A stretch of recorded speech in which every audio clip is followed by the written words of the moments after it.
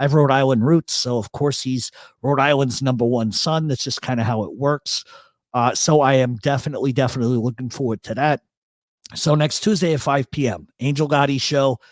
Vinny Pazienza, who did change his name to Vinny Paz, and his manager Zena will be on her show. So please, if you haven't gone to Angel Gotti's YouTube page, please please subscribe, hit that notification bell so you know when she's on. Also, if you guys want up-to-date information on the Mafia that is accurate, because there's a lot of people that do stuff and it's not really accurate, and it's a street perspective from my point of view, go over to mtrchronicles.com. Please like and subscribe to this show as well. Also, if you are interested in the podcast format that we do, you can head over to mobtalkradioshow.supercast.com, and that's where you can find us every Friday, usually a 2.5 hour show. It's been a big hit. I love it. So if you guys could go over there and join that, I would appreciate it. Also, I'd be remiss to say if I didn't say that our intro to this show today was designed by Jerry. If you are interested in letting Jerry do anything for an intro for you, you can obviously email him at movierama777@gmail.com. Jerry's fantastic. Jerry is fantastic. And one final little notice, please visit and like our friends, subscribe, Angel Gotti, Fat Bald Sicilian, and the Smiths. And just really quick, I don't know if any of you guys, I'm sure there's people in here that aren't fans of Fat Bald Sicilian, and you're entitled to your opinion. However, he had on Robert Eiler last night from The Sopranos, and I think it was the best show that Fat Bald Sicilian has ever done. So even if you don't like the guy, go over to his page, Fat Bald Sicilian, and watch that interview. It's tremendous. I had a great time. I was up till 3, 4, 5 this morning watching different things, but that is the thing that I definitely took time out to listen to. I knew that Robert Eiler was going to be on the show, and it went 10 times better than I thought it did. And that's what Fat Bald Sicilian's real strong point is. He makes his guests relaxed. Whether or not you like him personally is something totally different. I personally have no issue with the guy. I like the guy. But I really do think, thank you for dropping his link in the chat. I do appreciate that, because it was really a great show. And, the guests keep getting better and better and better and better on his show. All right. So the one thing I want to start off talking about is, oh God, I got to turn my phone off because I know it's going to go off. I want to talk about Philadelphia for a minute.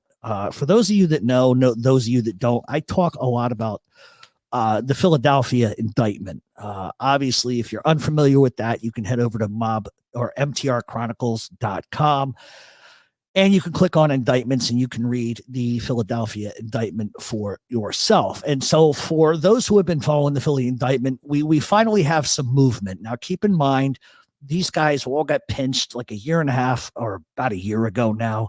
It started a year ago, November. But we finally have some movement.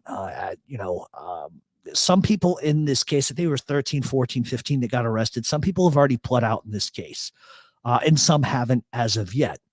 And it's taken a lot longer than I expected for there to be any real movement in the case. And a lot of that's because of COVID and some other things, but we do have some movement. So one half of the remaining defendants are going to go on trial July 5th. That trial, like I said, is going to begin in July, and I don't expect it to go longer than 2 months. And a lot of that is just going to depend on how much the volume of discovery is, wiretaps, and more. The second part, which is the other half of the defendants, are going to go on trial September 6th. And I will be at that trial if it goes to trial. And the reason why I say if is because I would logically assume that with 5 months until the first trial, you might see some plea agreements coming in that particular trial, but I cannot be 100% sure, obviously. But my gut, on that, I'm not really sure, because there's some more serious charges in that first trial. The second trial, like I said, I will be at, not as the Mob Talk Radio guy, but as Jeff, the friend of some people, because I have friends that got indicted. It's just what you do. You go and you support your friends, and that's the reality of it. And I'm not going to cover it in any sort of journalistic, extent whatsoever. And that's just a different situation for me. Now, do I expect pleas for the secondary trial in September?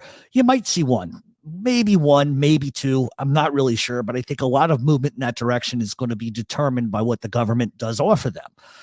As I've said before on my podcast, if it doesn't work out to be a deal when you consider the guidelines versus what's offered, then I wouldn't expect any movement in that direction, to be honest with you. I think the government's case is much stronger in the first set of trials they're going to do, but the secondary one, not so much. But the overall scope, in my opinion, as somebody who's been to a dozen trials or more, is that the second trial is soft in many cases. And I say that with a little trepidation because this was a sweeping indictment. It took 5+ years to get. And if the best you have is gambling and loan sharking, then to me, that's a soft case. And especially considering this indictment, can be judged and refuted by another indictment from a year prior, where many of the allegations that the government has levied can be refuted by wiretaps. You don't always see that. But in any event, that's where we kind of stand with the South Philly thing. And the other thing, too, is you always got to look at, global pleas. And when I talk about global pleas, what do I mean? What is a global plea? Excuse me, plea, not P. What the fuck? What is the advantage of a global plea? A lot of people don't understand what a global plea entails. So let me just sort of explain that really quick. So, because you hear a lot of lawyers talk about this and a lot of people don't know what that means. In a global plea, in essence, all it means is that all of the cases are settled at the same time. Usually all the defendants have to agree to it. And usually, as a result of the global plea, the sentences for the defendants across the indictment will run concurrent. And some counts of the indictment can be lowered or even dropped because the defendants in the case none of them are contesting the charges. Sometimes this benefits everybody across the board. But, when you say, for example, you have somebody who has lesser charges, it might not be as beneficial. Usually it benefits the group who's going to get less time. The charges are going to be concurrent, meaning that if you get sentenced, say, for racketeering for 10 years, gambling 5 years, and extortion 7 years, the total may be 22 years, but all of those charges are combined. It's concurrent. And so you serve all 3 different charges at the same exact time. So if you have 10 years, for one thing, 5 for the next, and 7 for the third, you'll be out in 7.5 years, because it used to be you only had to do half your time. Now federal, it's 85% of your time. So in big cases that involve like narcotics, it helps for big time cases like narcotics when you have defendants who have, done previous long stretches in prison before. But if one guy says no, then it's all bets are off. Particularly in the case in Philadelphia, the global plea would help across the board. But say in the case of someone who's not facing some of the more serious charges, they could actually get more time than the guidelines call for. So that's where you're in a situation where you have to sort of weigh your options. If your guidelines call for the max of, say, 6 years, and that's the most you're ever going to do, you might be better off fighting it, because if you could get acquitted, or you could get less time if you get convicted. So we see these global pleas a lot in mafia trials. Sometimes it's better just to take your medicine, because it helps everybody involved. But there's a lot of guys who don't want to take a huge pinch for somebody else, and I get it. One of the other questions I often get about, cases is splitting defendants. Does that help or hinder them? And I think it all depends on what your charges are. Nobody who's got a bookmaking charge wants to be lopped in with a murderer or a murder charge or a narcotics charge. Just like somebody with a narcotics charge doesn't want to sit at a table and hear tapes of hierarchical arguments on wiretaps. It's not a personal thing. It's just more of a strategy thing. And remember, the most important thing is that the government, especially when it comes to RICO laws, they do not have to meet the burden of proof. Now, if you or me go to court, guess what? There's got to be a burden of proof. But with prosecutors at the federal level with RICO laws, they don't have to. They merely have to show a logical line where they can assert that there's a chain of command or a chain of events. They don't have to prove it. They merely have to show enough to suggest that it's likely the case. And that's one of the bigger problems with RICO laws in general. So for my money, you just take your lumps and you defend yourself to the best of your abilities. I mean, that's all you can really do. So that's pretty much what's going on down in South Philly. You know, I don't get personal with a lot of stuff. I have friends there. I care about them very deeply, and I'll do anything for them. Anything for them. Some can get fucked. The rest, you know, I'm friends with. There's a couple other things I want to talk about, but I want to go to the chat for a second, see if I've missed anything. Let's see. Hey, Fat Balticillion, how you doing, buddy? Let's see. Let me scroll down. Okay, doesn't look like I missed anything. We've got 132 in the chat. So, who wants to bring up a really controversial topic? Press 1 if you want to hear some controversy. Might start some shit, but I'm not worried about it. Because there's two things I want to talk about.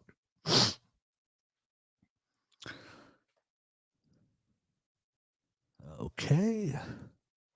Obviously, the chat is a little behind. So, so we were talking about just Philadelphia. So there's an idiot, and I'm not going to tell you who this is, but there's an idiot on YouTube. Okay.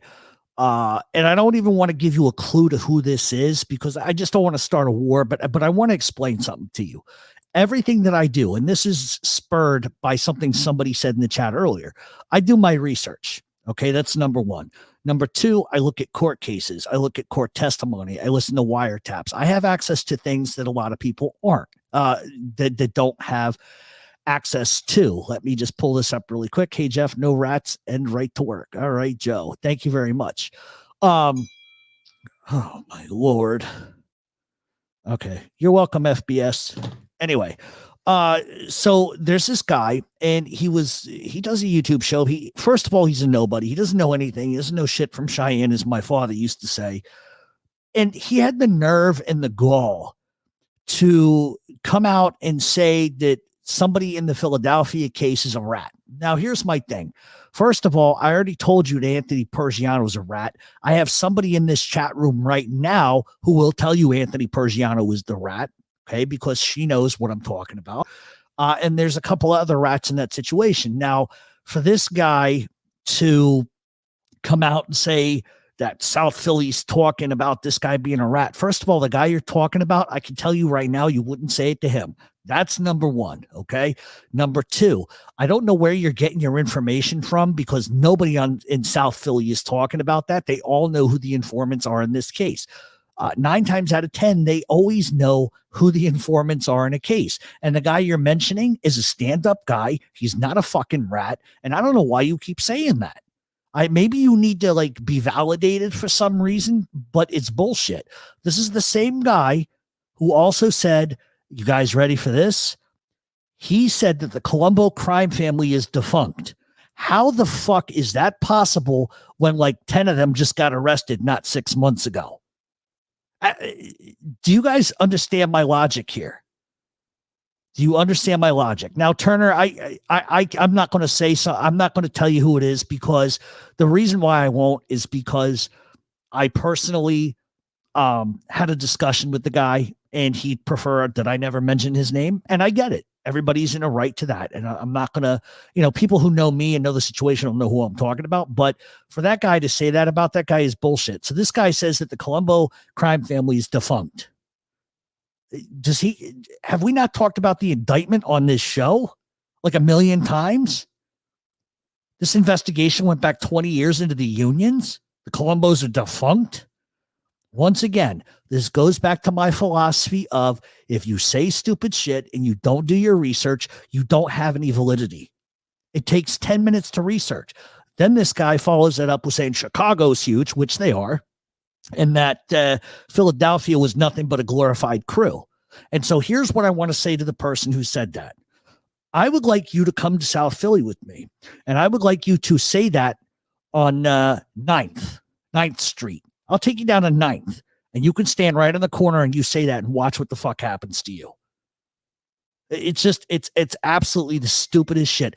And that ought to tell you 100% that a lot of people, not all of them, but a lot of people on YouTube have no fucking idea what they're talking about.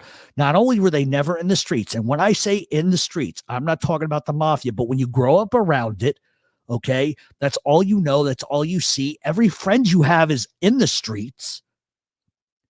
you have a little bit of experience with the politics of it and everything else. It almost seems, and listen, you guys will probably try to cherry pick who you think I'm talking about or whatever, but here's the point. Not everybody on YouTube is saying dumb stuff. Okay, there's a couple of frauds who think there's something, and for some reason they watch Goodfellas one too many times, they beat off one too many times to the movie, and they think they are that person. Goodfellas wasn't real. Goodfellas is not real. It's a movie. It's a movie. And so anybody that sits and tries to pretend that this, that, and the third is just playing you. You can be a legitimate tough guy with your hands. You can be a legitimate tough guy in general. Doesn't mean you're a gangster. I never said I was. People say I say that all the time. But I never say that. And so my point is, you just have to do your due diligence and you have to do your research. You know, the Columbos being defunct, I can tell you is a certifiable fact because I'm related to somebody who is in the Colombo crime family. They're definitely not defunct. Okay. So I don't know where you're getting your little gossip and your nonsense, but it's absolute bullshit. It's absolute bullshit. And the other thing that I don't do is that I do not, under any circumstances, talk about anything common. I get questions all the time. Oh, what's this doing? I don't talk about anything that's current. Anything that I do talk about, I had already had permission to talk about. If you guys think I just willy-nilly do this shit and make up a bunch of stuff and there's no consequences if I did that, you'd be very wrong. And it's not about being the tough guy. It's just about, you know, standing up for what you believe in and calling it like it is. Which is going to lead me to the next fun part of this show, which I want to talk about Alan Kaiser for a minute. And I'm a little pissed off, and let me tell you why. First of all, there's a lot of people that are on YouTube that are going, rest in peace, Alan Kaiser.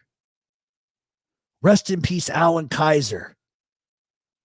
The majority of these people that are posting this, and I get the sentiment, like I'm totally down with it, but I actually know Joy Faraci very well. She's a friend of mine. And what you guys don't know is behind the scenes, I'm doing everything I can to get her some resolution to this. It's been going on for 40 years. In case you didn't know, Sammy Gravano killed a 15-year-old kid in 1977. He was just turning 16, I believe. Gravano was never charged for that crime. There are people on YouTube saying that Gravano testified under oath that he killed Alan Kaiser. That is not true. That is not true. That is a lie. I don't know where that information's coming from, but that is not accurate. It's not true. And then I see all of these people, the same one, not everyone, but some of them are in these chat rooms with the rats, and they're like, justice for Alan Kaiser, but you're kissing Sammy Gravano's ass, or you're kissing this rat's ass or another rat's ass. Stop saying it. Stop trying to be a part of some little weird movement you think is good when you're kissing the guy's ass who killed a fucking child. That's where I stand with that. And if you don't know what you're talking about, do your fucking research. Do your research, and then you'll realize what you're saying is propagating a lie, which further puts me to, what do you think that does to Joy? How do you think that makes Joy Faraci feel when she has to relive this every single fucking day? And then she gets some pinheads on YouTube who don't even know what the case is about, don't even know the logistics of the agreement between the federal government and Sammy Gravano. And they claim all this shit and they know nothing. And they get it wrong. And that's my point. There is a lot of people, and it's not everybody. There are some people that do mob content shows that are very good at what they do. 85% of them have no idea what they're talking about. They read a book, they read an article online, and they think they fucking know it all. They think they know it all. And 90% of the time they report stuff, they talk about stuff, they get stuff wrong. Then you have the Jeff Nadeau's of the world who will fucking say a lie, know it's a lie, and then say to the daughter of John Gotti, well, just because you don't think it's true doesn't mean it's not. And it's asinine. It's asinine to me. Look, if you love the history, my only thing is this. If you like mob history, fine. Do your own podcast, do your own show, but get the facts right. It's not hard to get facts right. Am I the only person? Am I the only person on YouTube that does his research? Am I the only person that pays $1,400 a fucking month for a Pacer account so I can go through and cross-references, transcripts, testimony? And I got news for Gravano. Everything I'm going to throw at him is going to be straight out of court testimony. Straight out of stuff that I have. And it's not stuff I designed on my computer. It's stuff that I was able to get my hands on through attorneys and through other things. And so if you want to charge people for your content, let me give you a bit of advice. A bit of advice. Know what you're talking about. Because the second that you start your line of bullshit, and this goes for like 20 people I know on YouTube. It's not one individual. It's a bunch of them. They're going to see right through it. Mob genre fans, whatever you want to call them, they know the difference between truth and nonsense. And it only takes them 5 minutes to look something up and realize you don't know what you're talking about. And if you want to run a show or you want to write articles where you don't know what you're talking about, then that's your business, which is going to lead me to this. And then we can get to whatever you guys want to talk about. Fat Bald Sicilian, I got to give him a lot of credit.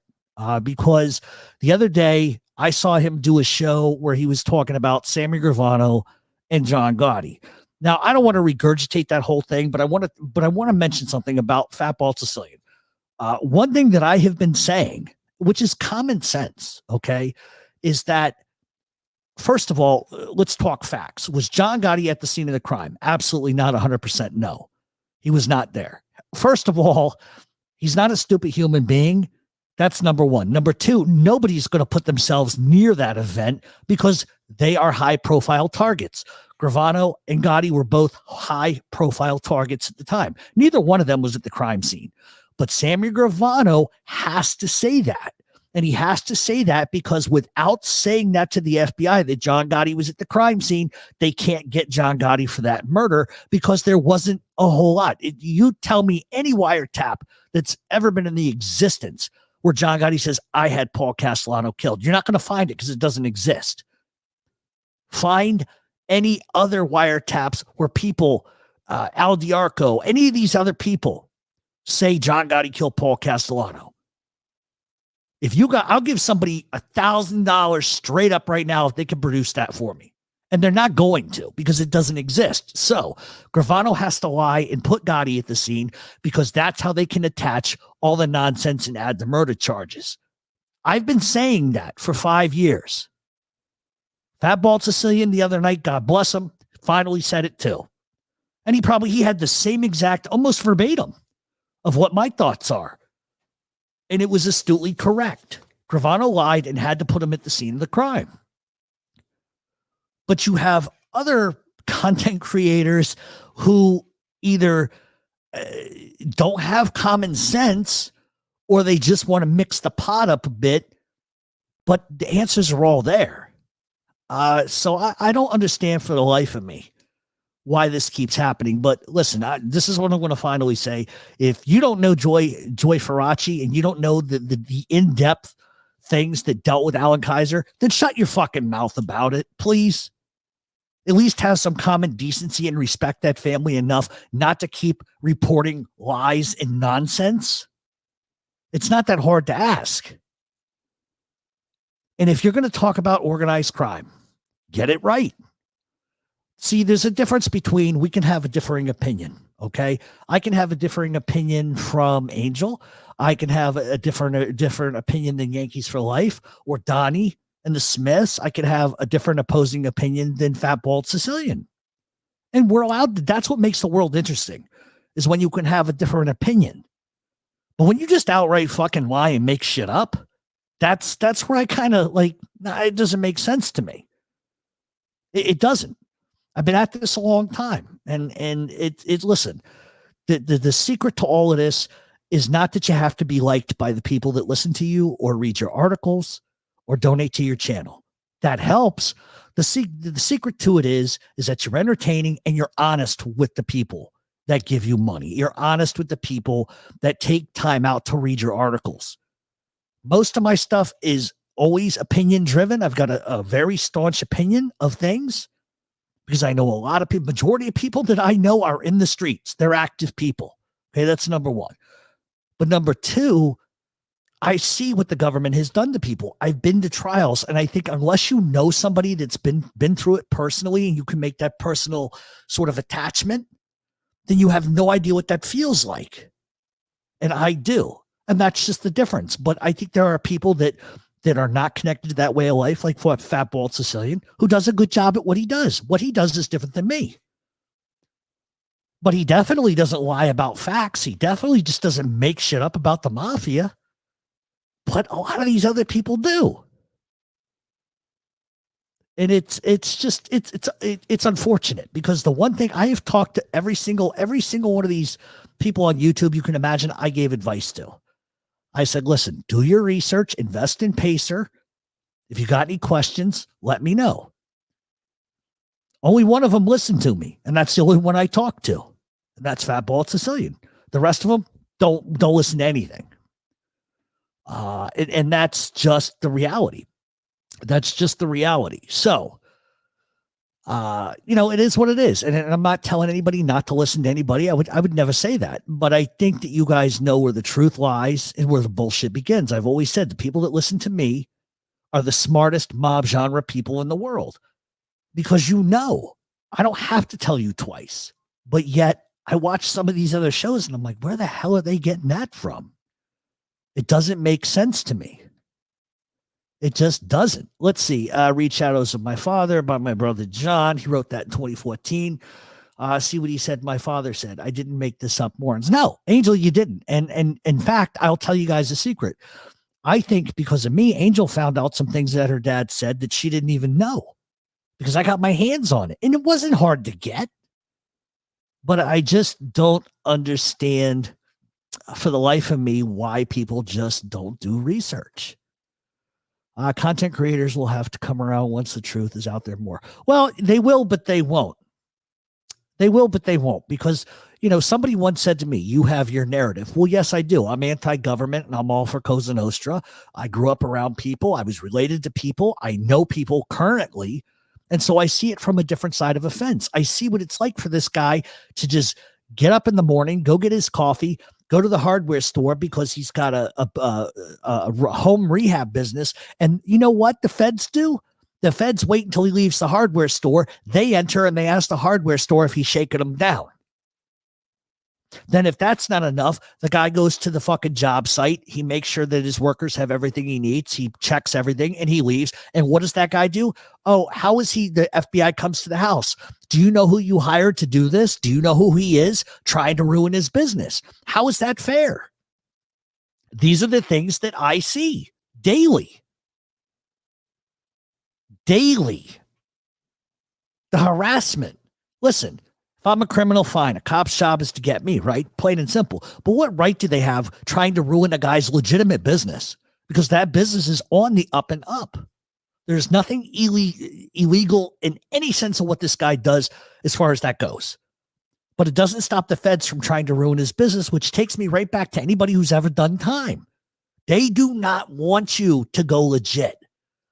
They don't. They will entrap you, they will ensnare you, and they will fuck you around every corner you can imagine. And anybody who believes otherwise is sad.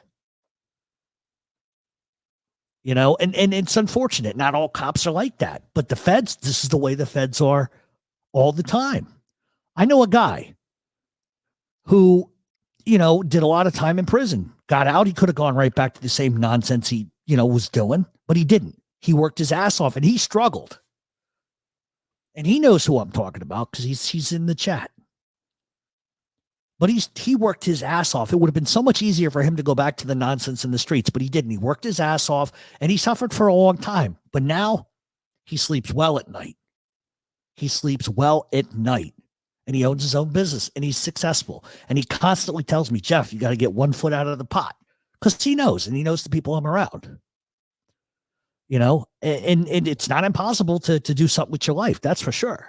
But at the same time, You know, if you're trying to do the right thing and the FBI is just going to continue to break your balls and bust your balls nonstop, then what incentive are they really giving you? They already don't like each other, right? The feds and the wise guys don't like each other. You're just making it worse.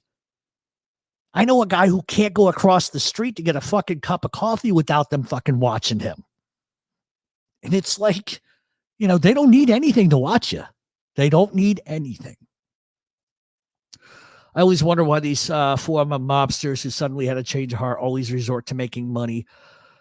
Let's see, to resort to making money off talking about the time of the mob. Well, it's just rats that are doing it. You will not see a legit street guy doing that. Anybody who is on here doing that is a fucking rat. And that's what we've been reduced to. And I guess they can make their money the way that they want, but the reality is they lie. They don't tell the truth. You know, it just doesn't, it's not cool. It's definitely not cool. Hey, Scott, how are you? Let's see. The Fed's radar, it's revolving fucking door with them. No matter how hard you try, they build an obsession with you. Yeah, of course. Because you can't, because of course a guy like me, right, who does a radio show can't have a friendship with a guy who's in the streets. I can't know. There must be some sort of fucking conspiracy. And that's what they do. And if you're soft and you allow that to get inside of you, then they think they can flip you or they think they can gain something from that. That's why no matter what, you got to be a prick. The fuck do you want? You know, you cannot give them an inch. 100%. 100%. Jerry Capisci, the majority of the stories he gets, if you think for 1 second the feds didn't walk in and hand that to him, you'd be out of your fucking mind. Because no gangster in their right mind is going to talk to Jerry Capisci. That's where he gets it from. That's where they spin their narratives. And I said this before. I helped Phil Narducci out with his case, okay? Feds wanted to come get me and fuck with me because they allege I outed an informant and I did it illegally and all of this nonsense, that I took paperwork from a sealed document and put it public, blah, blah, blah, blah, blah. Meanwhile, Jerry Capisci does it and nobody says a fucking word. Nobody says a word. You want to know why? Because what Capisci put out was that they had taped an induction ceremony in Philadelphia, which helps pad the Fed case against Philadelphia gangsters. Now, if it had been the reverse of that, would they have gone after him? Maybe. But that's the point. And that's the point, is you can't have it both ways. Absolutely. You know, I don't know if you guys know, Jerry Capisci called the feds on me. The feds raided my house. And I want to say 1997, 98, the feds raided my house. Absolutely. You want to know why? Because I sent him an email. I'm a nobody, right? I'm just some fucking schmuck. He called the FBI and said I threatened to kill him. Now, let me explain something to all of you. The FBI does not come to your house if you threaten to beat somebody up. All I said to Jerry Capisci was the following. One of these days, your mouth is going to catch up to you and somebody's going to hurt you for the stupid shit that you say. Make sure you know what you're talking about. Now, is that a direct threat or an indirect threat? That's an indirect threat. But it wasn't really like that. The next thing I know, there's 5 sheriff's deputies and 4 FBI agents kicking in my fucking door. And they had photos with me and a couple other people. They had this, they had that. They were threatening to extradite me to New York because I wasn't living in New York at the time. And do you want to know why the FBI even bought any of that shit from him? Because first of all, this is when America Online was a thing, right? So in order for him to get my information from America Online, he had to take them to federal court and sue them to get my credit card statements to get my address. So that's how they got my address. Then they went to federal court in Manhattan. And then they got my address and they come to knock me around and bust me around. And the reason why they did it, you ready for this? Because I was friends with Anthony Center, Carmine Persico. They had copies of letters I exchanged with each of them. And it was nonsense. How you doing? How's life? Because they thought that they could get something from me. And they couldn't. And then they told me if we ever, first of all, my father was hilarious because it was my father's house. I was living with my dad. And my father goes, hey, you guys want some donuts? They didn't think that shit was funny. And then finally, my dad got sick of it. And he said to them, unless you're going to arrest him, either arrest him or get the fuck out of my house. Because my father wasn't going to play that game. And they left with a stern warning that I had an FBI file, and if they had come back, I was going to prison. It's fucked up. And Jerry knows about it because Jerry and I actually had a conversation not a year and a half ago about this, and he conveniently didn't remember any of it. But then he wanted the FBI agent's name. Like the fuck I remember an FBI agent's name? Are you kidding me? But this is what I'm trying to tell you. So they said certain things to me about some people I was around who were actually Sicilian Cosa Nostra from Italy, who were involved in the pizza connection that I was very tight with. And I think what they were doing was fishing for information.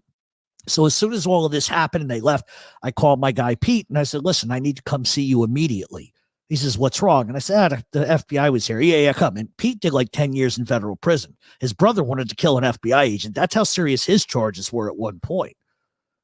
So I went down and saw him and I explained everything that happened because, you did the right thing by letting me know. Don't worry about it. Don't worry about it. Don't worry about it. That's all it was. That's all it was.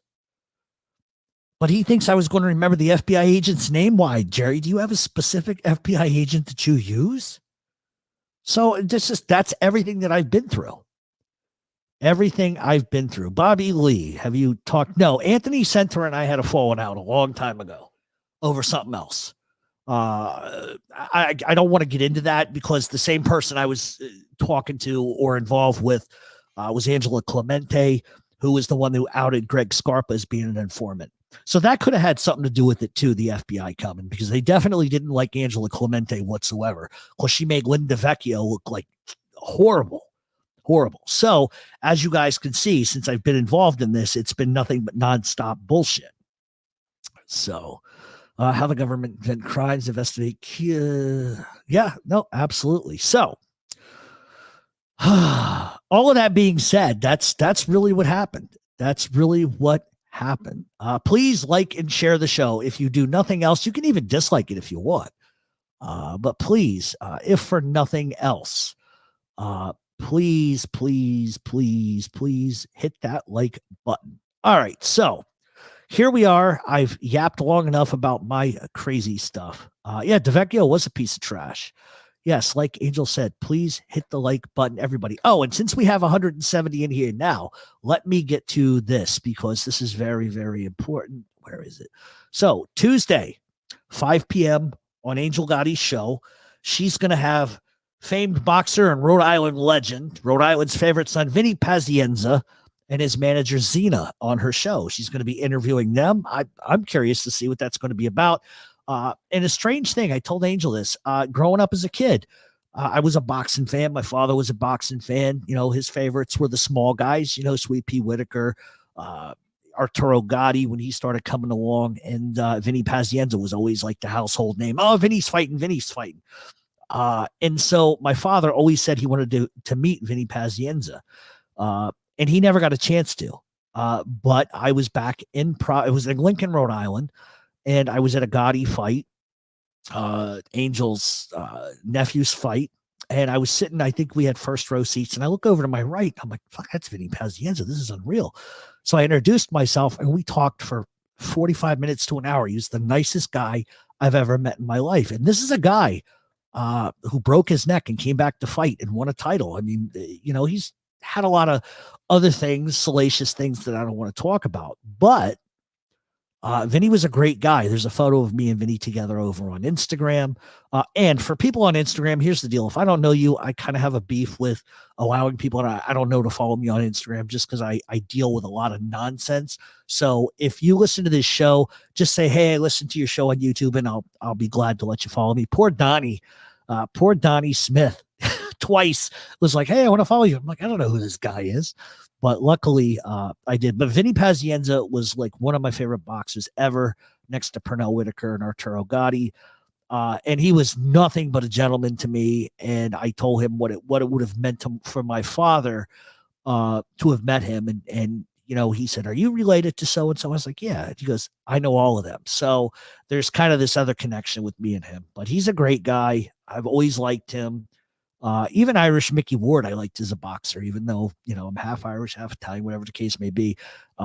Anytime Arturo Gotti fought Mickey Ward, all three of those fights were fantastic. So anyway, have there been any news of that clown John Rubio? Didn't he get in trouble for going on a YouTube show? I'm glad you brought this up because this is probably something that I should tell you all about. Okay, so first of all, J.R. Rubio was the informant in the Joey Merlino case. He was a liar. He was a horrible, awful liar. And here's what's interesting. When I was at that trial and he was testifying, he found out, I guess, through the feds who I was, and then began to threaten to kill me. And then he was saying things specifically about this case. He was saying, Patsy Falsetti, that's a lie. That's all nonsense. How can you believe that cable box story? So he's basically refuting what he just testified on trial on the stand a day before. Okay. So what do I do immediately? I go to Joey and say, Joey, I got this stuff. We got to get this to your defense attorneys. And that's what we did. And they really could have fought that. They really could have brought that up in the court system. And it would totally fuck Rubio and everything that he said. Not that Joey needed anybody to refute what Rubio said because he was a joke and a liar and whatever. Anyway, so Rubio, that gets over and done with.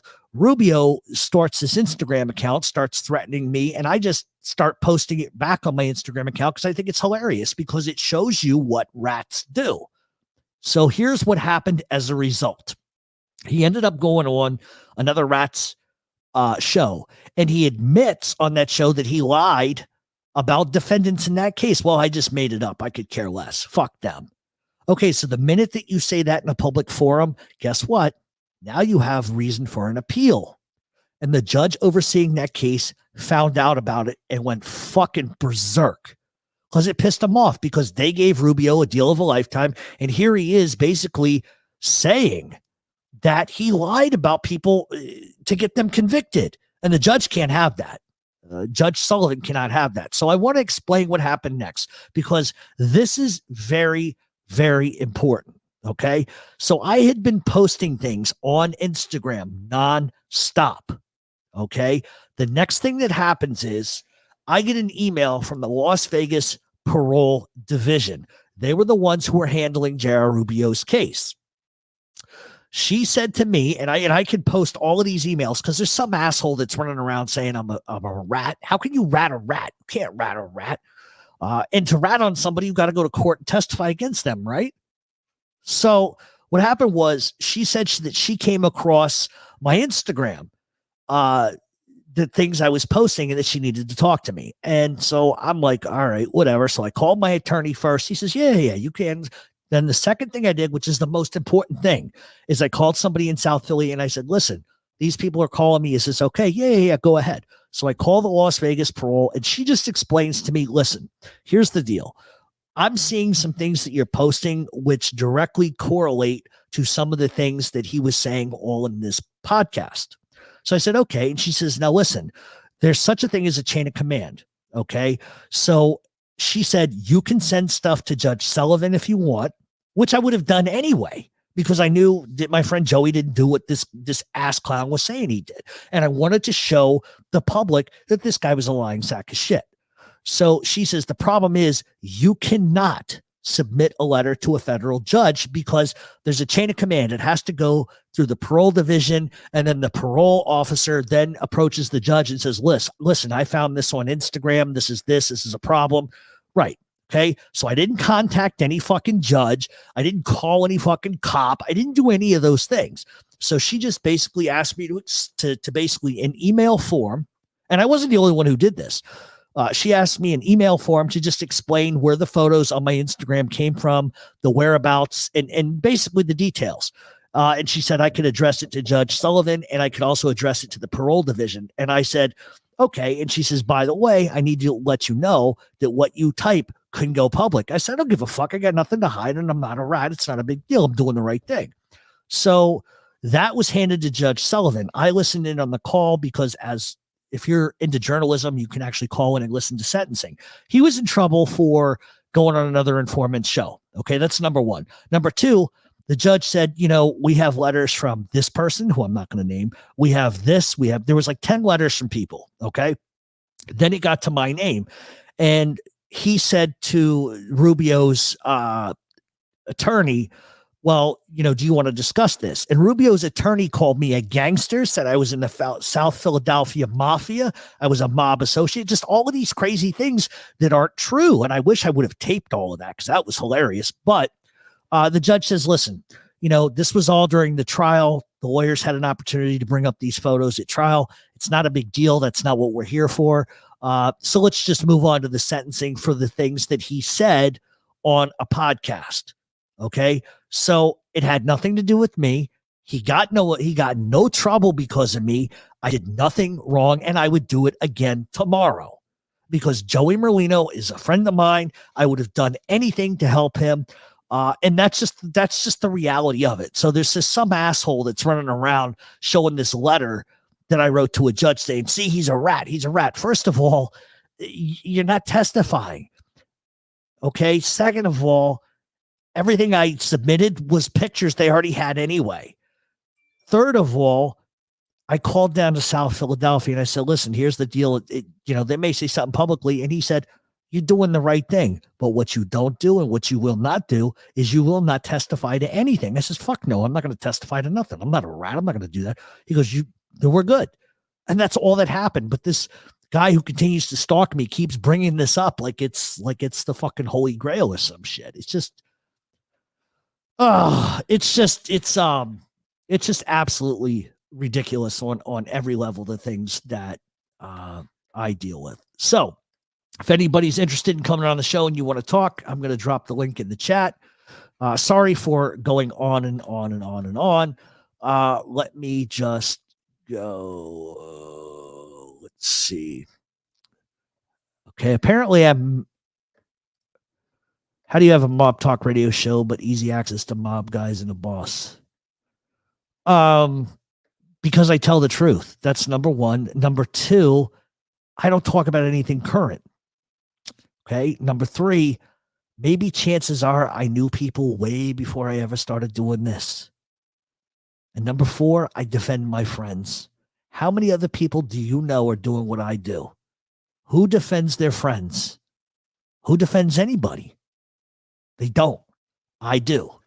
And not everybody likes me. I know a lot of people. You'd be surprised the amount of people that like me. I think that Ricky, you are stuck in 1960. I think that's really the problem. It's not 1960 anymore. Whatever is supposed to be secret is no longer secret. And I'm going to tell you a big secret. The biggest gossipers in the world are mob guys. But am I telling you what happened yesterday? Am I telling you what happened last week? Am I telling you who wants to kill this one and that one and the third? No. And I could care less what you think. That's the difference. I don't care. You could think whatever you want about me. He's helping them put the truth out there instead of absolutely. Absolutely. And listen, there was a guy that I met, and I've told this story before, who, and I don't want to be literal, who was not happy with something that I said.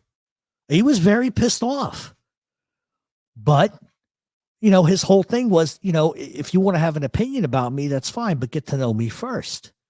And now we're tight as can be. You would never believe some of the people I'm friends with. But it's not for public consumption. I don't need to post photos. That's the other thing I get. Oh, how come you never post photos? Why would I do that? I have told all of you, and this is the God's honest truth, who you know does not make you who you are. Doesn't make you tough. Doesn't make you famous. I don't do it. I don't do it because, one, of what I do could create backlash for them. That's number one. Number two, I don't get anything out of that. Oh, I'm standing next to a guy who killed somebody. Let me take a photo. I get more out of sitting down, having a drink with them and talking about our families, talking about mob history. They're big into mob history. And that's just it's just reality. It's just reality. And some people have a hard time understanding that, but it's not 1960 anymore, guys. It's not. It's 2022. Let's see what's going on in the chat. We got 181 in the chat. Please, if you guys get an opportunity, please hit the like button. I would appreciate it. Absolutely. And see, this is what I want people to understand. And please, I'm not talking about anybody in the room. But here's the deal. I don't care what anybody thinks. I don't care what anybody believes, because people that are around me that know me, they could just as easily, like I got lawyer friends that could easily just turn around and tell you, you know what, he's with this guy every day. He's with this guy every week. He's here 3 times a week. He knows he's not lying to you. But people I know don't have big mouths, and there's no, what purpose does that serve? If I have to prove to you that I know X, Y, and Z, why do I have to prove it to you? Why would you even care? And that's my point. People look at mob guys like Robert De Niro and Al Pacino and et cetera. Do you realize mob guys are like everybody else? They're funny, they're witty, they like to have a beer, they like to golf. They're no different than you or me. The difference is what they do for a living is a little different. And if you think that guys are having like criminal conversations with me, we don't have those kind of discussions. We talk about baseball, soccer. Fucking, I consistently bust a guy's balls about being Irish, and he's not. You know, it's just what it is. But I don't have to prove myself to anybody. I don't care. It doesn't matter to me. It doesn't matter to me, because a lot of people in here see gangsters in like I said, Robert De Niro type of way. They look at them as celebrities. But to me, it's Joey on the corner. It's Sonny on the street. It's Michael on the moon. It's like, hey, Mike, how you doing? How are things? I don't look at them in that fashion. I don't go, ooh, he's the gangster. I look at them as Michael, fucking Stevie, fucking Joey, fucking whoever. I don't look at them like that. So it is what it is. How is Tommy Karate doing? You know what? I haven't talked to him. And there's a reason for it. Well, there's not really a reason for it. I just get busy with a lot of stuff, and I don't have all the time in the world. Okay. Jason Hernandez, accept that. I just don't have all the time in the world to write a million letters. I'm expect you to be goofy like them. Yeah. I mean, I think, listen, let me tell you the truth. I think when people meet me, guys meet me for the first time, they either have one or two things. Either they don't like me because they're got old school values and they don't like what I talk about, and I get it. But once they realize I'm not talking about anything current, that most of what I talk about is indictments, and I beat the shit out of indictments. One of the things you guys don't realize is behind the scenes, I work on indictments. I poke holes in indictments. I devote my own time, hours and hours of my own time. And then I write it all up and I send it to attorneys to see if they can use it. I don't get paid for that. I do it because they're my friends and I care. That's the difference. It is what it is. And I'm just a normal guy. So people get to know me for me and they're like, he's harmless. And they know I can keep my mouth shut. I mean, that's that goes without saying, Let's see. Great show. Pulling the other side of the story. Had an addiction problems or mediocre drug dealers, not mobsters or rackets. Yeah. I mean, that's the thing, right? Anthony Pergiano is a fucking junkie. He's a fucking junkie. And I could sit here for the next 12 hours telling you about how Anthony Pergiano has hurt people. But at the end of the day, I'm not going to totally do that. Okay, let's get rid of this guy. It's the stupidest thing I've ever seen. Block him. I don't have time for nonsense. Don't have time for nonsense. Let's see. Can't wait for the Gravano Doc. I'm going to try to. And listen, guys, no matter how much I throw facts, there's always going to be people that are going to turn around and say, oh, he's lying. He's making it up. Because that's all they got. And that's my thing. You know how you refute a liar? You put his own words on public display, because then you can't defend yourself. It's reality. Hey, Dustin, how are you, buddy? Let's see. Here we go. Chris. T-shirt, jeans, ball cap, watching an Eagles game, corner bar like everybody else. Yeah, and that's the other thing, too. These are, listen, anywhere you go, Brooklyn, Howard Beach, it doesn't matter. South Philly, fucking Margate, Road Providence, Federal Hill, it doesn't matter. They're just corner guys. It's not like it's the fucking King of Siam and you can't get near them. It's just they're normal people. They just do different things. Like, use hammers and shit in very unique ways. You never hear all the traffic stories involved in their life and how it affects their entire family. Right. And nobody stops to think about that, you know? And I'll give you a good example of this. Um, I find it very hard to feel bad for any of the mob wives people. You know who you married, you knew what was going to be on the dotted line. So who are you to bitch, whine, cry, and complain when a guy gets pinched? You know the life. I don't feel bad for that. Just like I don't feel bad for Karen Gravano. She has monopolized her daddy her whole entire life. You take away her father, you think Karen Gravano's on any show? Who the fuck wants to listen to her? Nobody. Nobody does. I don't have a problem with Gunsmoke the Don. I don't always agree with what he says, but that doesn't mean I look to have a beef with the guy. Oh boy, what's going on in there? Yeah, wrenches. Throw at anybody that wants to cause problems. Just throw them out. You don't even have to check with me. Just do your thing. I have the best wrenches in the whole entire genre. People wanting photos of no, that's well, I agree with you, but a lot of it is just because they think that that's how they can prove you right, and that's how they think you can prove you wrong. Well, I don't see you in a photo with him, therefore you don't know him. How is that even relevant? So if I went and started taking myself, let me ask you guys something. If I started taking pictures with myself with alleged blah, blah, blah, you guys would call me a rat in an instant. You'd be like, oh, look at him. He's posting photos, bragging who he knows. That would be the first thing. The second thing would be like, how could he do that? He's supposed to be a stand-up guy. Look at him. He's a rat. He's exposing him. So I can't win. I can't win. You could catch me in a full-fledged fucking porn with these guys, and you would say it's a stunt cock. Let's just be realistic. Send in the stunt cock.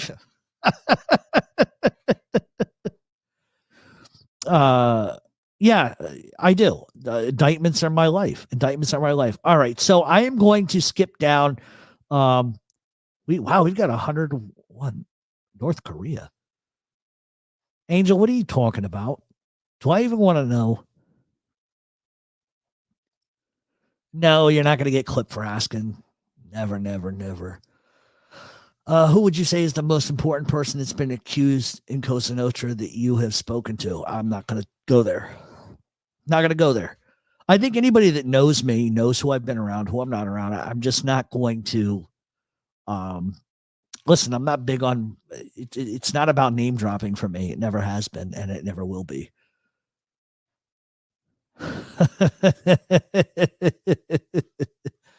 Do I know anybody from Middle Village, Queens? So let's just, my laugh should tell you everything, Jimmy. I know a lot of people. Well, that's good. That's good. Boardwalk guy, I don't want to say your first name, but I know who you are. I hope you're doing good. And I hope I get the chance to come out and hang out once the weather gets warm. Be nice, smoke some cigars, eat some good food, some homemade mozzarella. We'll have a good time. 100%. Let's see. I'll be chilling Sunday making my 6-hour meet. Right on. I am not interested in you say you saw Whitey Bulger's 302s. Didn't it show who gave info on? After I saw People versus Whitey Bulger, it really makes you think. Well, that's the problem. West Texas Burrito is when you go through all of those things. Yeah, did he talk about the Angelo brothers? Absolutely, but they were not definitive. And that's the problem I have with it. I'm not saying he didn't do anything wrong. I'm the kind of guy where if you tell me the sky is green, I better be able to look out of my fucking window and see that it's green. You tell me it's blue, but I just have to keep looking hard enough that I don't buy it. That's what the feds do. Let's see. I've listened to Jeff for years. Used to just put on his mob stories information, no matter what you think of him. His info is excellent. Well, yeah, thank you from Scotland. I've been to Scotland, Edinburgh. I love Scotland. One of my family surnames is McLean, so that ought to tell you something. I love Scotland. I didn't want to leave Scotland. Aberdeen, I was everywhere in Scotland, but really Edinburgh was really where I really enjoyed being. Let's see. Okay, don't know what Angel's talking about. I think Angel I think Angel has her own silent conversations. Who was the bookmaker on Jeff Nadeau last show? Is he a real gangster? Probably not. I got to be honest with you. Probably not. See, here's my thing, right, too. And this is what I like about FBS, okay? He does research on the people he's going to talk to. So when they sit down, he's not sitting there like a fucking toad still going, can you please carry the conversation because I don't know anything about this. Like he does his research, right? So he talks to Robert Eiler and he has a backstory. But does Jeff Nadeau do research on? No, I don't think so. I don't know. Listen, I don't watch Jeff Nadeau. I don't like Jeff Nadeau. I've already offered multiple times to push his face in because I just don't like him. He's a rat. He talks a lot of trash about people. And I just don't like I just don't like how he behind the scenes like lies about everybody. Like to me, that's just something a man doesn't do, but I doubt it's a real gangster. Why would a real gangster, ask yourself this, with the Patrick Bet Davids of the world, with the DJ Vlads of the world, with the Joe Rogans of the world, why the fuck is anybody going on Jeff Nadeau's show? I mean, seriously, even at me with 14,000 and then, all of my downloads on my other thing. Listen, I got 3 million downloads on YouTube, whatever. I've got almost 1 million now on my new platform. Like in all reality, like I'm small potatoes, right? Why would a guy choose to go on Jeff Nadeau's show? Of all people, like it just doesn't make sense to me. Now, if you told me that an actor from The Sopranos went on FBS's show, I would buy that because he interviews good. He does good stuff, but no, yeah, Jeff Nadeau of all people they're going to go and talk to. Come on. But you know what? Oh, God, here we go. Stunt cock, I'm using it. Yeah, go ahead, Joey Bag of Donuts. What about Sopranos? What do you guys think about the characters? I think that they were all very realistic. Very realistic. I was a big Sopranos TV show. Let's see. No Fly Zone. What is the okay? That's Carlos doing his thing. Yeah. Did the mob ever disintegrate bodies and acid like cartels? Yeah, absolutely. Absolutely, they did. Oh God, Orgasmo and Chota Boy. Oh, let's see. MJR guy said that he likes Sammy, and we told him to go fuck himself or go fuck off. And Angel said it's not North Korea, but he got nuked anyway. Well, that's my whole. And listen, Tony Sirico was a real dude in the streets. He's a Colombo guy. He was a real guy in the streets. All right. What's your opinion on the Gravano Frenzy sit down? I think it was scripted. I think it's nonsense. I think they're both rats. I think they're both despicable. It's a shit show. It's a money grab. Nothing more, nothing less. Yes. Yes. Yes. Yes. Yes. Yes. Yes. Joey Bag of Donuts. I have. Okay. So I gotta. Okay. I'm going to tell you guys a funny story. Okay. So Joey, here's the deal, right? So I had to drop off something for somebody down there. And I call a guy on the phone and he says to me, yeah, my buddy Snitch is going to come by and get it. I said, Snitch, I'm not meeting any motherfucker named Snitch. He goes, no, he's good people. And he's the one that came over and got what I needed to get to somebody else. So yes, I do. I do know who he is. I do know who he is. That's right. That's right. Did you just quote Orgasmo? I did. Chota Boy. Let's see. Okay, I'm going to skip down. Oh, Angel must be talking about the Super Bowl. She likes all the dog commercials. You know, Angel. But they haven't been good in years. They haven't been good in years. Dustin, I just am reading what you're talking about. The Dolores family. I will be talking about them next week. Not this week, but next week. All right, guys. I have to skip down here, guys. Jeff Nadeau. Yeah, absolutely. Yes. Let's see. Whitey Bulger killed all those people and raped women under the FBI watch. Well, I don't really know how much of that's true. I got to be honest with you. look, there's a big difference between being accused of something and being convicted of something. But I know, I can see where you're coming from on that. I just think that we haven't heard the end of the Whitey Bulger story yet. But everybody's entitled to their opinion. Just because you disagree with me, I'm okay with that. Hello, Jesse. Can't chat, but I'm listening. Gotta feel didn't Fraser Crane? Hello, I'm listening. Dr. Fraser Crane. Is today Italian kids spoiled and soft? I don't think in general. I just think, listen, you have to understand that the days of Sicilian immigrants, Italian immigrants are so far removed that there's a big generational gap now. And I don't think that that's just specific to Italians. I mean, the Irish, the Polish, et cetera, the Germans, whatever the case may be. But no, I don't think they're spoiled and soft. I don't think so. But you know what? Here's the thing. Do kids need to be tough these days? The way I grew up is probably different than the way John Gotti grew up, right? But I was brought up to nobody's going to bully you. Nobody's going to put their hands on you. If they do, you punch them in the mouth. But today's society is more like, oh no, we have to have a teacher parent conference now because Johnny's getting bullied. I would rather my kid walk into a school and knock a bully's fucking teeth out than to ever tell a teacher. That's my philosophy. That's the way I am. I don't have kids. If I did, that's the way I would teach them. Because I think that situation corrects itself. But then again, I also understand in the public school system now, everybody brings guns and all of that shit. So it's a lot different now. But, I think kids in general today are too dependent on their phones. Like, I got to be honest with you. Like in my day, to find Jimmy and Joey and Kenny and Benny and Billy, I had to go find their bikes in a neighborhood. I had to find the pile of bikes. That's how I found my friends. And guess what? When you was out of the house and somebody called looking for you, you came home hours later and your mom would go, hey, Tony called. He's looking for you. When? Oh, about 2:00. Oh, well, fuck, I can't find Tony now. But that's how you found kids. Now everything is just, I think there's just too much information at kids' sort of needs. Like they can look up whatever the fuck they want on their phone. Like I used to have to go to an encyclopedia. You guys remember that?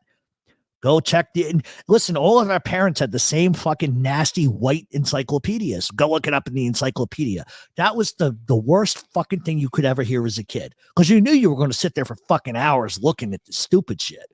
But yeah, that's how things are different now. All right, I'm going to skip past a couple of comments.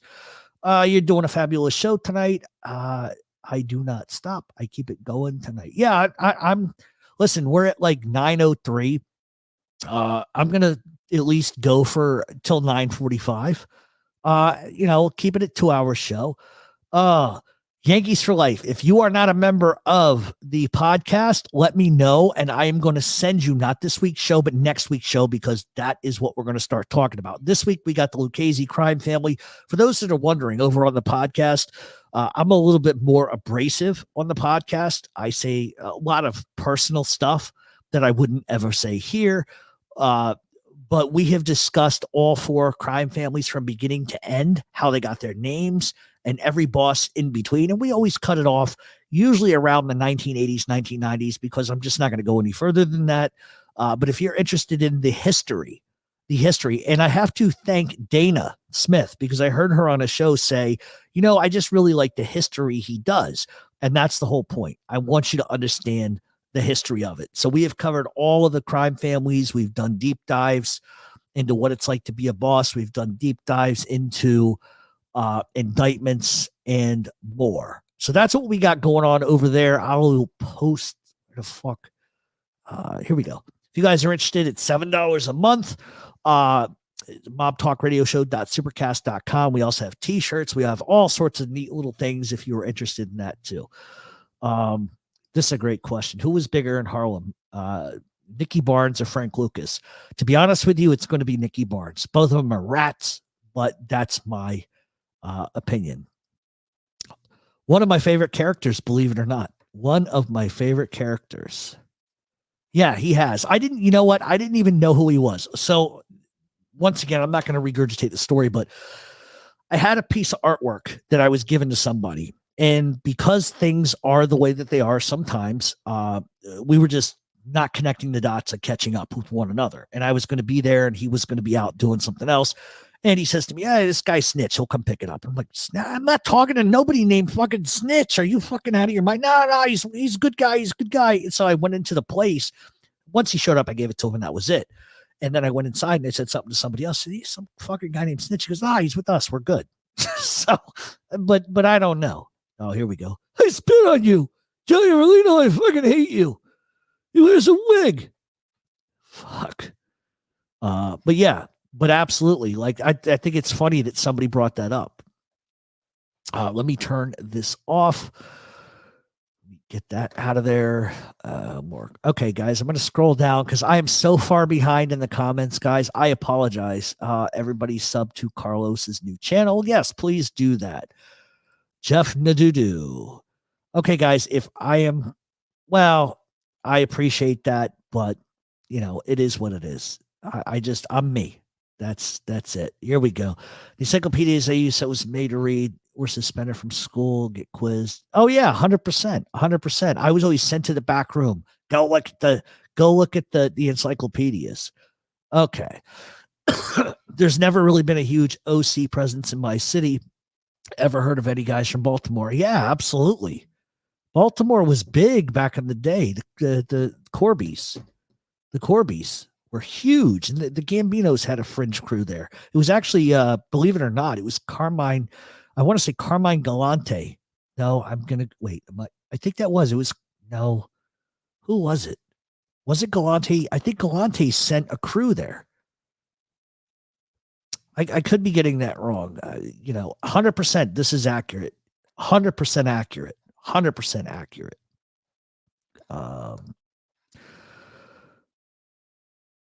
Okay, I don't need any A-rat references. Frank Matthews was bigger than both of those two rats. Yeah, and Frank Matthews, I think, likely was an informant. I'm just going to say that. People get very mad when I say that. But I think that is the reality, because let me explain something to you. Frank Matthews just wasn't going to walk off the face of the earth. He just doesn't drop $3 million in bail in Las Vegas and just disappear. It just doesn't happen. So I have a tendency of believing that he's not alive. I don't think anymore, but I have a tendency in believing that the DEA, he must have given them some sort of information and they helped him escape. Because how did somebody that high profile, right? How does he just get on a plane and withdraw $20 million out of his bank account without the government noticing? Come on. But I could be wrong.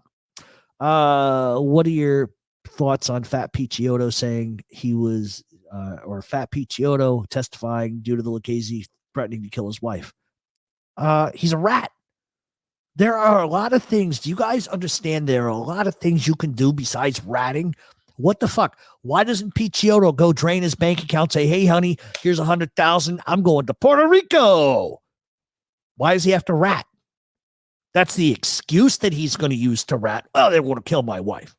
Really? When is the last time the American Mafia has ever killed somebody's wife? Please, somebody tell me. So no, I don't buy that bullshit. I don't buy that bullshit. You're either a rat or you're not a rat. Ron Pravity. Well, listen, Carlos, I'm not saying that I'm right. That's just sort of my hypothesis. And I say that because Frank Matthews was probably the Pablo Escobar of his time in the United States. And you just don't walk away without somebody helping you to do that. That's all I'm saying. And I'll also foray that into this. With rap, especially gangster rap. If this guy was alive, you would know it, because these guys have a tendency of bragging about knowing people. So I think you would have heard more. Maybe he escaped, but I think ultimately, I think he's probably no longer alive, but I don't think he was murdered. I think somebody helped facilitate him getting out of the country. Frank Matthews definitely paid off people to get ruined. Yeah, 100%. 100%. I think he had to have paid somebody in the federal government to help him. They shot Fat Pete's sister. Well, that's his sister, not his wife. Listen, listen, let me just say it. I don't expect any of you to understand or to agree with me. Okay. Because my opinion is my opinion. How I deal with things and how I was raised is one thing. There is no excuse in the world you could ever give me to tell on people. Because let me explain something. And I'm not like jumping on you, but you didn't think you didn't cross your fucking mind when you got into the mafia. You had no problem making all the money. You had no problem going and killing somebody else. But the minute it comes back on you, you just want to tell because you don't want to go to prison. To me, that's like the most selfish fucking thing you can do. And that's just the reality of it. Everybody's got to do what's best for them. But me, I tell you what, I have three options. I can kill them, I can kill myself, or I can flee the country. That's what I do. Because reality is Fat Pete was going to go to prison. That's why he does what he does. Let's see. Baltimore was Jewish rackets and small Gambino faction under Frank Corby, who became very successful with the pizza business for schools. Nancy Pelosi's father drove her. Yeah, 100%. Corby's. There you go. Let's see.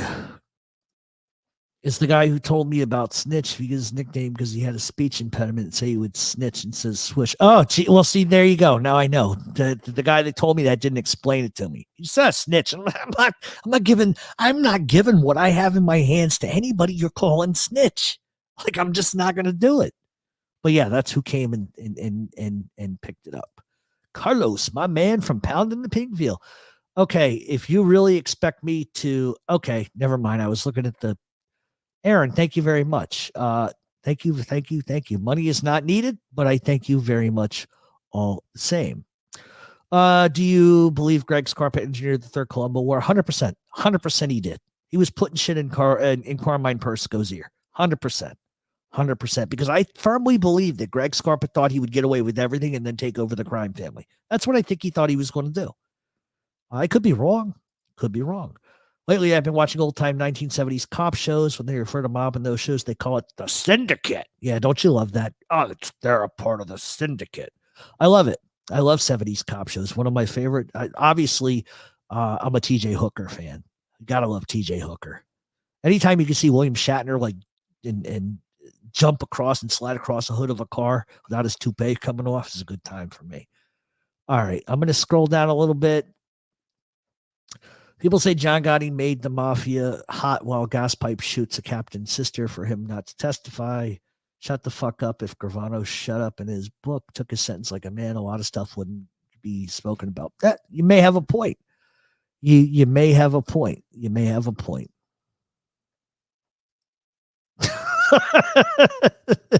You know, I think the most creative name I've ever seen is Pounding the Pink Field. It's the dirtiest thing. Kennedy was killed in the same manner of Philip II. Thoughts? Nope, not exactly. No. We're gonna do a big Kennedy show. So you'll have to wait for that. Let's see. The book makes a fantastically persuasive case. Deal with the devil. No, absolutely. I think it's a great book. Do I buy everything? No. Do I think that Greg Scarpa was in Mississippi burning? No. I think that's all fucking nonsense. But it's just the reality of books. Authors always have a narrative, right? Peter Lance has narratives. Everybody who writes a book has a narrative. That's why I always tell people, if you're studying the mafia, don't take everything you see in a book verbatim. Now, if they have a book and then they follow that up with, say, evidence or court documents, okay, now you can start doing it. But you always have to look at both sides. Look at the defense testimony, look at the prosecution testimony, because there are wide holes and gaps.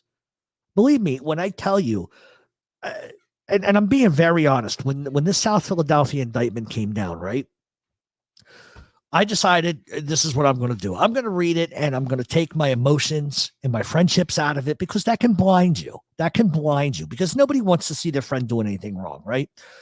And I read it and I read it, and I did this for months and months and months and months and months. And then finally, I sent an email to somebody with my synopsis of what I think. And he's like, wow, this is a really good job. You did a fantastic job. And if it helps them, then it helps them. But I still, to this day, It'll be 3:00 in the morning and I'll wake up and I'll think of something in the indictment and I'll turn on all my lights and I'll start highlighting. And it drives me crazy. And the reason why it does is because I have friends and I care about them. And anything that I can do, if they would let me take the pinch for one of these guys, I would do it tomorrow. Throw me away for 5 years. I'll take his charge. I would, because he's that good of a human being. Cannot believe everything you read in the papers. When will your book be out? That's a whole nother question. I'm hoping in the spring. Here we go. This ought to be good. Larry Mazza said he never gave anyone up. Only the police corruption because Greg already gave the feds everything. That has to be some bullshit, right? Well, yeah, that's how he makes himself feel comfortable with what he did. If Larry Mazza didn't rat, what the fuck is he not doing in prison? Like, realistically, Larry Mazza killed a bunch of people. What's he not doing in prison? So that's why I always laugh at these guys.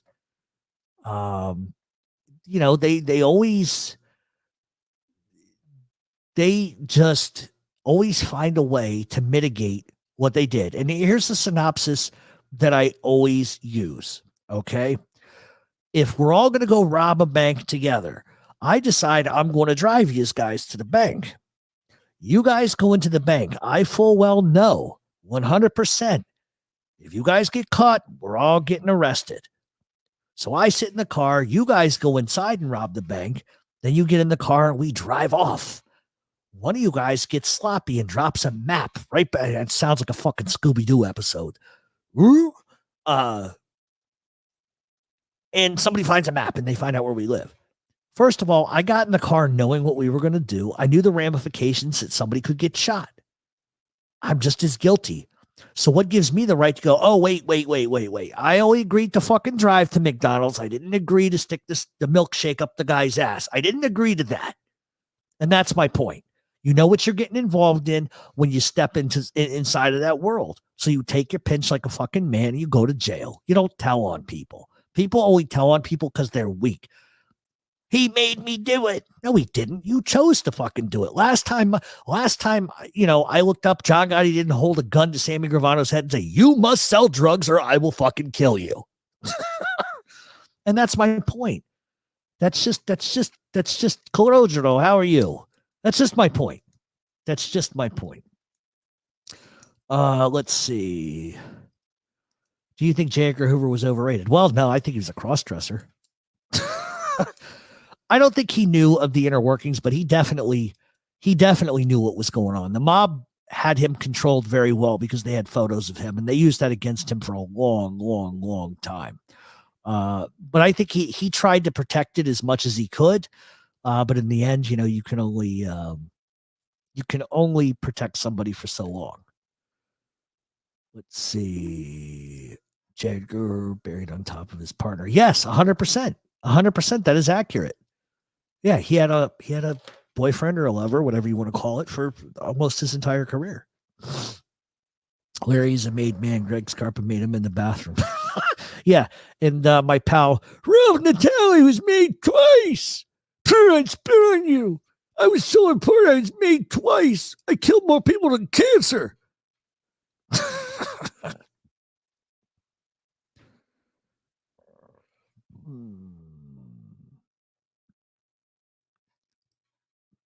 Mazza was made by the Tidy Bowl man. Don't forget Mr. Clean. He was there too.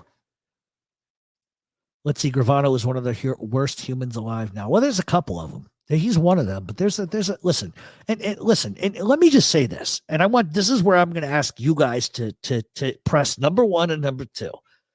Why would anybody, okay, first of all, okay, majority of gangsters, I'll say probably 98% would never kill a children.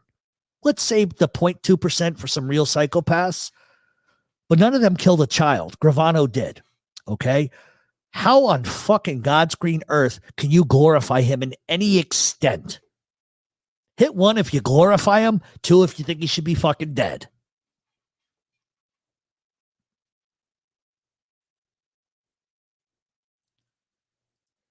Roy Cohn was the best mob lawyer ever. But that's my point. People are glorifying Gravano and they just bypass the fact that he killed a fucking child. How can you bypass that? That and he got, that and he killed his brother-in-law because he's a fanoik. He got caught in a very compromising position with his brother-in-law. And that's the other reason why he killed his brother-in-law. Everybody said, oh, no, it was a drug thing. He was reckless. No, it was two things. One, Gravano and him were having a consensual relationship. That's number one. And then number two, Sammy Gravano wanted his drywall business. Those are facts. Facts. What is your favorite Mafia movie? TV series would be The Sopranos. My favorite Mafia movie? Ooh, man, that's a tough one because there's so many. Probably Goodfellas because it's the most realistic in terms of violence, but realistic as far as history, it was absolutely a joke. My son got suspended last year for dust in a bully's library. He was bullying his friends and other kids, so he rearranged his bookshelf. Best believe that was the easiest suspension in history. Yeah, you got to defend yourself. You got to defend. I had a kid one time. I think I was in 7th grade. I don't even know what it was. We were like lining up to go out. Like gym was almost over. And I said something to him and he took my face and he slammed it against a brick wall. And I dropped my backpack and beat the living shit out of him. And the teachers tried pulling me off. And when they pulled my arms, I started stomping on his face with my fucking shoes. And I got suspended. And they're like, why did you do it? I said, he slammed my fucking head against the wall. What do you want me to do? Let him get away with that? Fuck out of here. And then I learned from a young age, punch somebody first. You don't always got to get hit first. Sometimes you got to level the playing field immediately. Let people know where you stand. I'm not suggesting anybody tell their children to do that. Who's Ghost Boy? All right, everybody wants him to. Common Sense, how are you doing, buddy? I don't know what, Common Sense, I don't know why you take so much flack because I think that you're articulate. I think you're educated. Obviously, you're educated. You know what you're talking about. And you know what? I know why people don't like you. They don't like you because they don't know anything about what they're talking about, and you do. And that seems to bother people a lot. That seems to bother people a lot when you get somebody that's educated, somebody that can say a sentence without, that has a vernacular of an adult, as somebody who's educated. And listen, and that's the whole problem, Common Sense, that you're always going to have is that even if you speak the truth from a logical sense, even a legal aspect, people aren't going to like it. And they're going to say, oh, he's a Gotti boy. He's an FBS boy. That's what they're going to say because you don't outwardly hate somebody. You can have, and I've seen you Common Sense. You've had disagreements with people, but you always keep it civil and you always keep it about the manner in hand. And you always say, no. This is the fact that we were talking about. And that's the other thing. Here's how you spot a liar immediately and somebody that's completely and utterly full of shit. The minute you bring up the topic, they want to go, oh, fuck you, you ugly bitch. Oh, you're a bitch. You're ugly. You look like a troll. Because that's all they can do. Because they can't argue a point because they don't know anything about the actual case itself. That's how you tell the fakes from the frauds. The fake from the frauds. I can't believe we've almost been going 2 hours. How did this go by so quick? Can somebody explain that to me? I actually never saw that. I don't want to say your real name. I almost said your real name. Let's see. He killed 2 brother-in-laws. Well, here's the thing, right? So here we go. You guys want me to drop bombs on you? So you know how Gravano brags about killing 19 people? Turns out, and I probably shouldn't say this, but I'm going to, but he only admitted to actually physically killing 1 person. Okay? And 18 murder conspiracies. He never pled guilty to killing Alan Kaiser, ever. And that's the last I'm going to say about it. But for all his, I killed 19 people. I'll jump across this table, Michael, and I'll strangle you with my midget dick and hands. It's all nonsense. It's all nonsense. He's not the big tough guy that you think he is. He likes to talk big game. But there are also some other things that we will discuss when we do that documentary.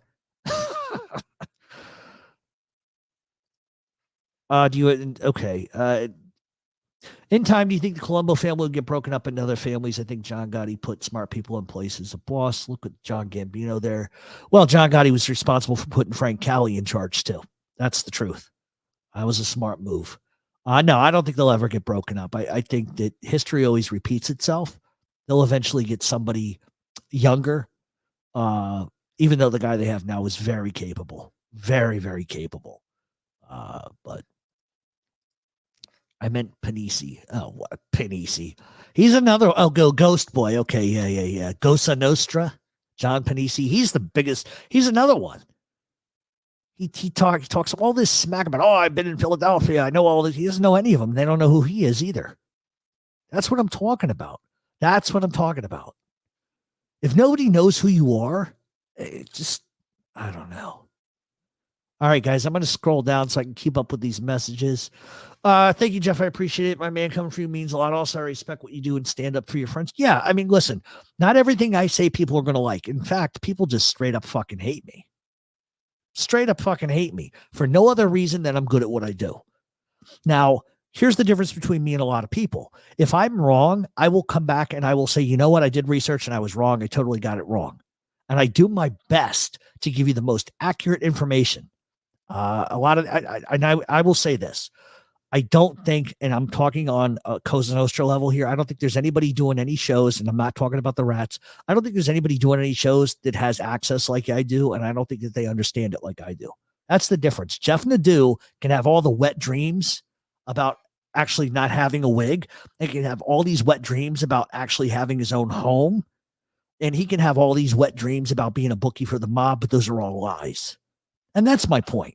Like I cannot like somebody because they're a jerk off, and I can keep that separate from their knowledge base. Does Nadeau have decent knowledge? Yes.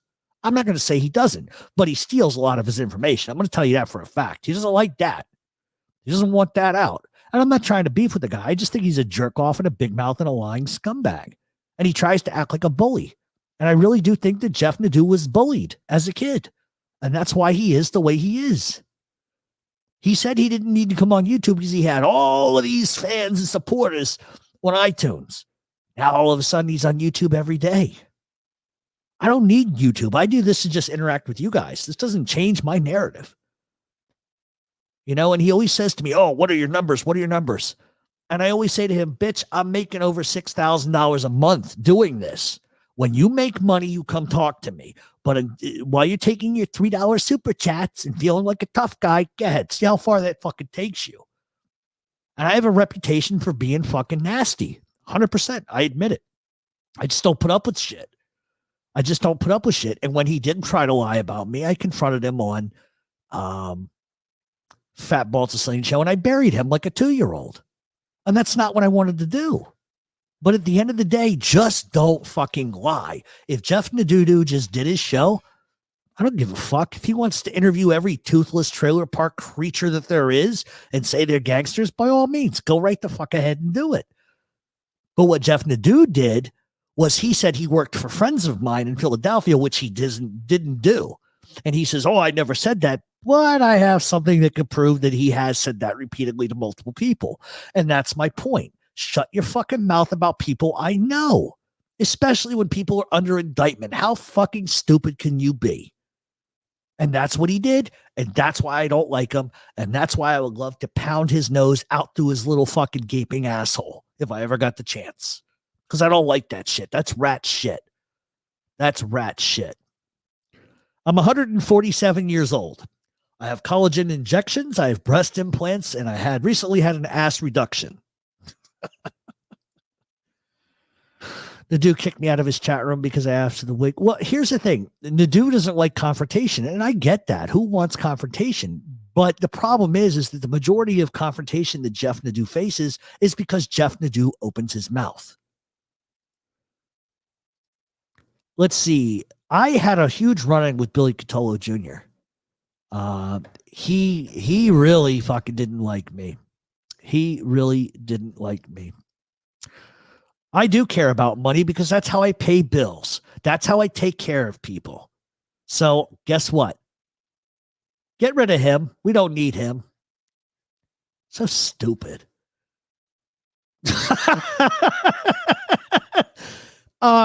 He looks like Friar Tuck to me. Tell me he don't. Tell me he don't look like Friar Tuck to me. You know?